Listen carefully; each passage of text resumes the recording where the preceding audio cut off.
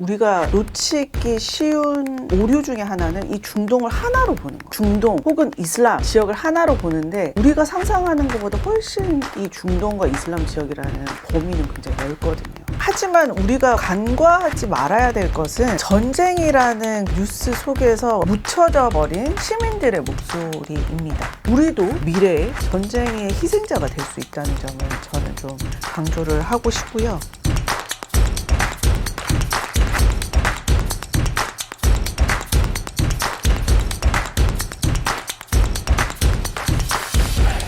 제가 만나본 이 이란 도시 젊은이들은 그들만의 세상에서 미국 드라마 좋아하고요. 팝을 듣고 영국 드라마를 보고 가수의 음악을 듣는, 어떻게 보면 한국이나 서구의 어느 젊은이들과 다름없는 그런 일상들을 즐기는 사람들이었어요. 2009년에 녹색운동이라는 대규모 반정부 시위를 경험을 하게 되면서 점차 강력한 권위주의적 정권 안에서도 이 시민들이 그 안에서 굴복하는 것이 아니라 정말 힘써서 저항하고 있다 라고 생각을 한 것이죠. 어떻게 보면 서울대 출판문화원에서 나왔던 이 세 책들이 모두 연결되어 있다고 이제 볼 수 있는데, 아마도 제가 시민사회의 힘 그리고 미래에 대해서 희망을 가지면서 그리고 애정을 가지면서 연구를 했던 이유는 제가 바로 그 광장에서 그리고 그 바로 현장에서 각각의 자신이 속한 국가와 사회에 대한 어떤 희망적인 미래 그리고 새로운 희망, 변혁을 원하는 사람들을 제가 직접 만났기 때문에 이 주제에 대해서 집중적으로 시리즈처럼 출간을 하게 된 것 같습니다. 기관에 대한 소개, 서아시아 지역 연구에 대해서 한번 주시죠. 네. 서울대 아시아연구소는 국내 최대 규모의 지역학 연구소라고 할 수 있습니다.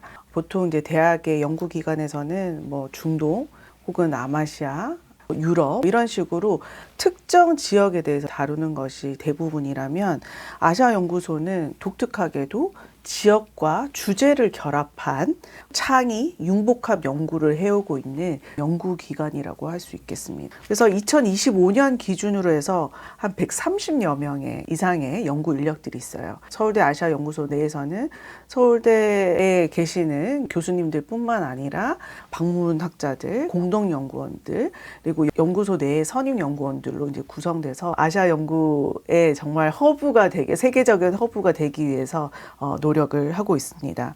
그리고 아시아연구소는 총 7개의 지역연구센터가 있고 총 7개의 주제 연구 프로그램이 있습니다. 단순히 지역만 보는 것이 아니라 지역과 어떤 주제라는, 예를 들면 한류라는 프로그램, 그리고 서아시아라는 그런 지역, 이런 것들이 서로 이제 융합이 돼서 이 안에서 저희가 서로 이제 융합적인 연구들도 굉장히 많이 하고 있고, 명실상부 국내 최고의 아시아 연구기관이라고 할 수 있겠습니다. 그리고 서아시아 센터는 2018년도에 이제 시작이 됐었고요. 2026년 처음으로 법정센터로 이제 거듭나게 돼서 여전히 아시아 연구소 산하에 있지만 독립적인 연구기관으로 거듭나게 됐고, 올해 제가 서아시아 센터장도 맡게 됐습니다. 서아시아 센터는 주로 아프가니스탄을 시작으로 메나 지역이라고 하죠. 그러니까 중동과 북아프리카까지 아우르는 서아시아라고 저희가 포괄을 하고 있지만 굉장히 넓은 영역을 저희가 연구를 하고 있고요. 서아시아 지역과 관련된 학술 세미나나 학술 대회, 국제 학술 대회, 그리고 총서 등을 이제 만들고 있습니다. 그리고 요즘처럼 중동 지역, 서아시아 지역에 대한 관심이 어느 때보다 더 높은 이 시기에 서아시아 지역에 대한 정보를 좀 현재에 가깝게 알리고자 노력을 하고 있습니다.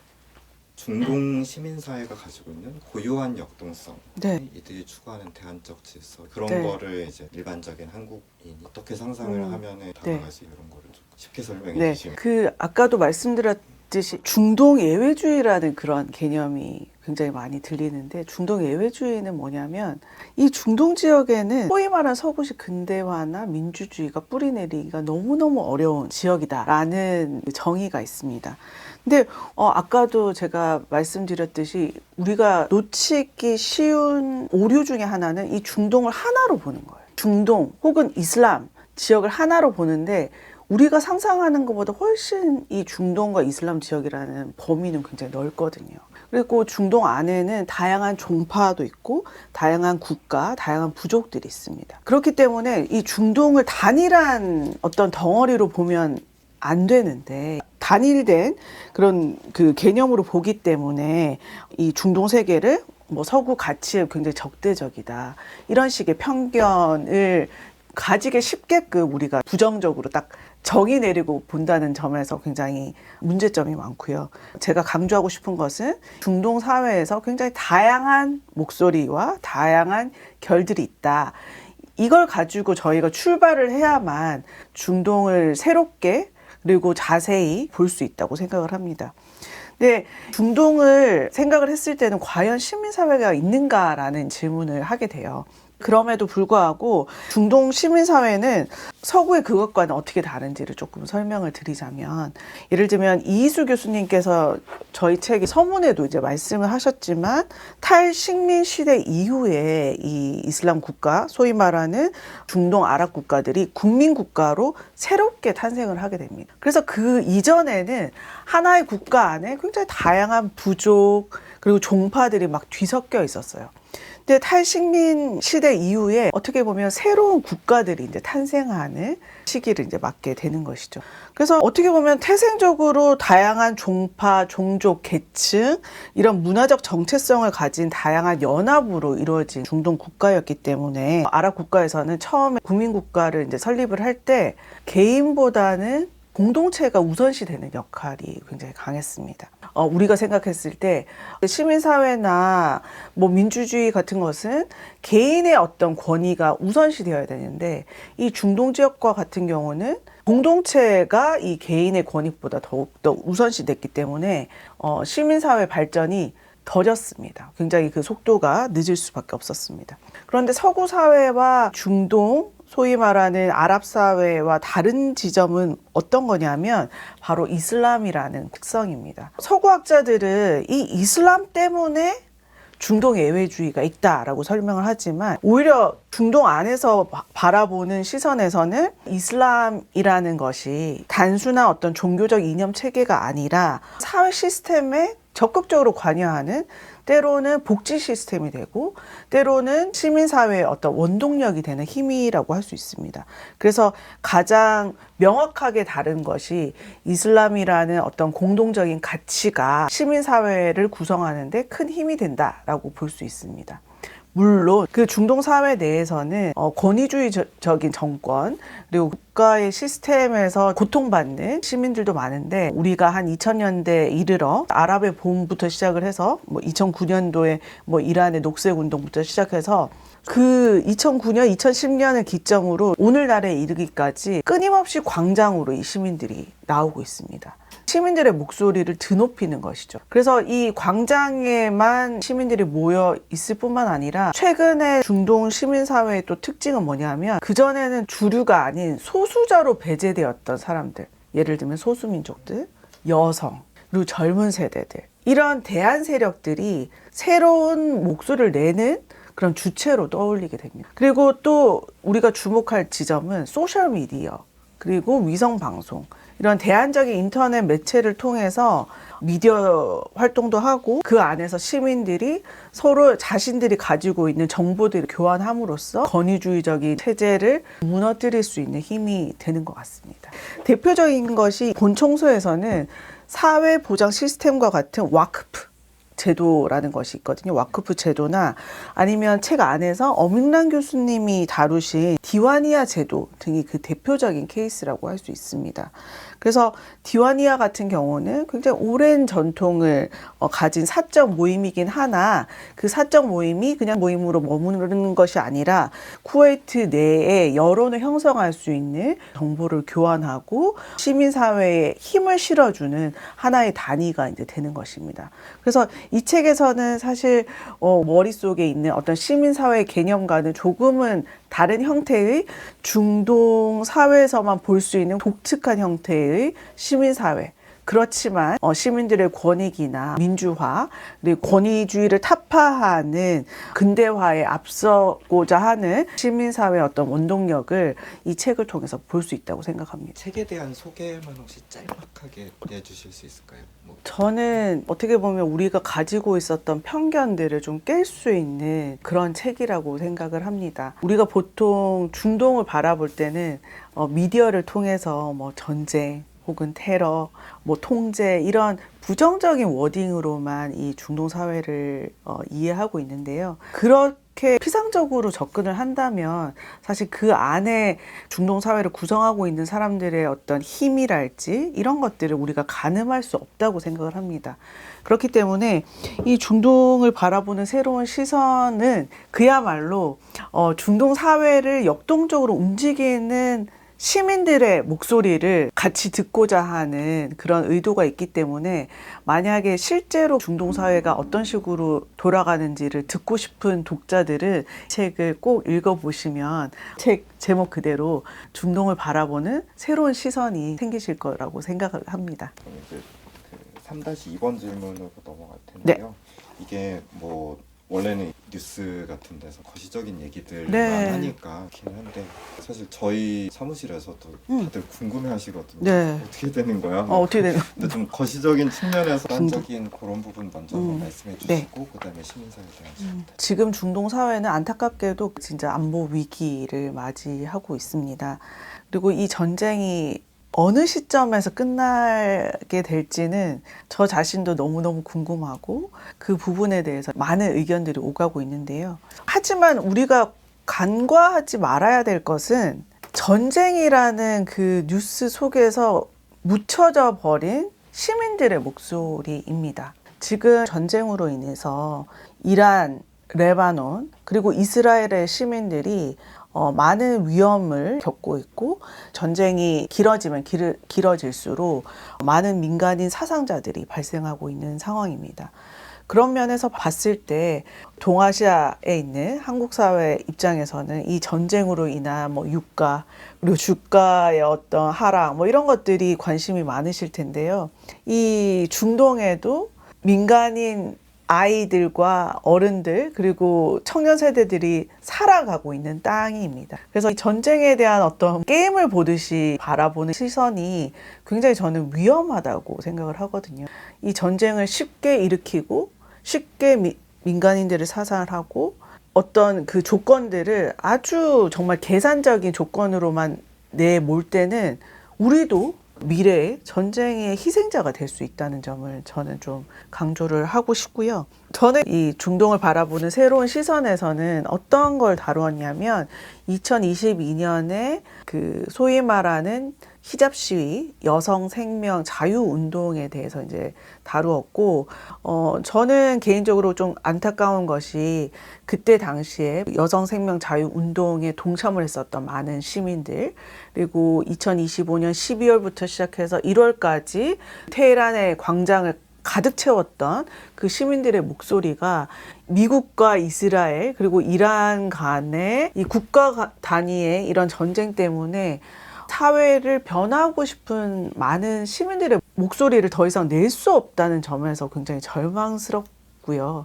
그래서 어느 정도 전쟁이 조금 소강 상태가 되면 다시 한번 애정을 가지고 이 중동의 목소리가 그 안에서만 메아리치는 목소리를 남을 것이 아니라 글로벌한 그 세계 시민들의 지원과 후원을 통해서 시민사회의 힘 그리고 원동력을 좀 키울 수 있을 것 같아요. 그래서 저의 이제 소박한 소망은 이 전쟁이 어떻게든 잘 마무리가 되어서 종전이 될지 휴전이 될지 누가 승리를 외칠지는 모르겠으나 전쟁이 좀 마무리되는 상황에서 어떻게 협상이 되어야 하는가를 좀 더 심각하게 우리가 고민을 할 필요가 있다라고 저는 말씀을 좀 드리고 싶습니다. 어쨌든 본인들이 한 걸음씩 이렇게 나아가고 있던 상황에서 그러니까 본인들이 싸우고 있던 맞아요. 대상보다 훨씬 네. 더 거대한 무언가가 이제 와서 생존을 위협하게 되고 그다음에 정치적으로도 또 힘든 상황이 네. 되게 말씀하셨듯이 되게 절망적인 상황 네, 네. 이렇게 생각이 돼서 그러면 한국의 어쨌든 그런 이란 시민들을 어떤 그거에 대해서 궁금해하는 음. 사람들이 네. 근데 그거를 상상하기가 조금 어려울 것 맞아요. 같아요. 그래서 그런 것들을 좀 어떻게 하면 이해를 네. 할 수 있을지 네. 설명을 해주시면. 네. 당연히 저 역시도 전쟁을 반대하고 이번에 전쟁이 이스라엘과 미국의 어떤 배경이었는지 가늠하기는 어렵지만 선제 공격에 의해서 이제 시작이 됐는데요. 아까 제가 설명을 할 때 중동 사회가 굉장히 복잡하다고 말씀드렸잖아요. 그 안에 굉장히 다양한 목소리가 있고 다양한 종파, 민족, 자아 정체성 이런 것들이 굉장히 뒤섞여 있는 복합적인 그런 단위인데 이란 내부에서도 마찬가지예요. 이란 내부에서도 한국 사회랑 유사한데요. 어떤 정치적인, 종교적인 성향에 따라서 국민들 사이에 어떤 의견이 갈라지고 있습니다. 당연히 저도 민간인 사상자에 대한 피해, 그리고 전쟁이 혹은 폭격이 이란 시민들에게 자유를 안겨다 줄 수는 없다고 생각을 하지만 한편으로는 제가 꼭 짚고 넘어가고 싶은 것은 이란 시민들을 심지어 어떻게 이야기를 하냐면 이제 이번 전쟁으로 인해서 민간인 사상자들이 굉장히 많이 발생을 했는데 이미 1월에 우리는 우리 정부에 의해서 공식적으로는 수천이고 그들이 이야기를 하기로는 수만 명, 뭐 3만 명 이상이 죽음을 당했다라고 얘기를 하거든요. 그래서 이 사안을 봤을 때 저 역시도 이제 이란 지역을 연구하는 사람으로서 이란 안의 어떤 포텐셜 잠재력과 이란 시민들의 어떤 성숙도에 대해서 너무 잘 알고 있기 때문에 앞으로 어떠한 형태로든 이 전쟁을 기점으로 이란 사회의 어떤 새로운 변화와 변혁을 원하는 시민사회가 힘을 낼 수 있도록 이란 정부도 좀 더 자유와 민주화로 한 발짝 앞설 정도의 그런 시도가 그리고 노력이 굉장히 필요하다고 생각을 합니다. 그래서 전쟁을 바라보는 저의 심정, 개인적인 심정은 굉장히 좀 복잡해요. 그러니까 어떤 면에서는 미국과 이스라엘의 어떤 선제 공격으로 시작된 그리고 명확한 전쟁의 의도를 잘 파악할 수 없는 그런 부분에 대해서는 굉장히 비판적이면서도 앞으로 중동에서 더 이상 이제 권위주의 정권으로 인해서 자국민을 아주 강력하게 진압하고 민주화를 더디게 하는, 역행하게 하는 그런 통제 그리고 억압 이런 것들은 중동 사회 내에서는 정말 사라져야 하는 그런 부분인 것 같습니다. 그래서 중동에 대한 전쟁 그리고 중동 시민 사회를 향한 시선들이 좀 더 다양하게 분석이 되어야 할 것 같고 다양한 각도로 우리가 바라봐야 할 것 같습니다. 그래서 복합적이고 어려운 상황이라고 생각합니다. 많은 분들이 또 해외 이 미국과 이스라엘의 공격에 대해서 지지하는 것은 이란인 디아스포라들밖에 없다. 저는 감히 얘기를 하자면 지금 이란 국내에서 정권을 지지하는 비율이 저는 한 30-40%, 40%까지 안 간다고 생각을 해요. 그럼 그 얘기는 나머지 60에서 70%는 이 정권의 어떤 강압적인 폭력적인 진압에 반대하고 보다 민주적인 그런 사회를 위해서 고민을 하는 사람이라고 생각을 하거든요.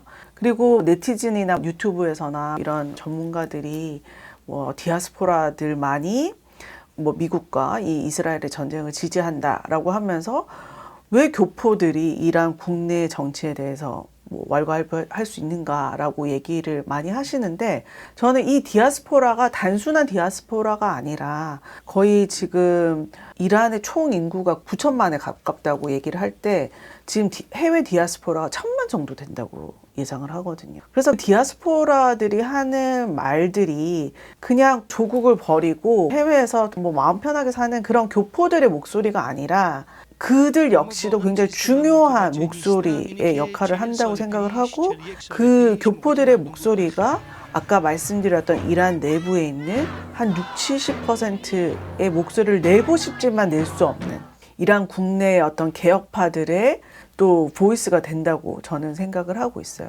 그렇기 때문에 이 전쟁을 바라보는 시선이 저는 또 개인적으로 이 전쟁이 만약에 혹시나 뭐 미국과 뭐 이스라엘에게 유리한 쪽으로 끝난다고 하더라도 근데 과연 이제 미국과 이스라엘이 정말 진정한 이란의 자유와 민주화를 위해서 얼마나 힘써줄까라는 부분에서는 의문이 들고 있습니다. 그렇지만 이란 안에서도 이 전쟁을 바라본 시선들이 굉장히 다양하다는 걸 독자분들이 좀 아시면 좋을 것 같습니다.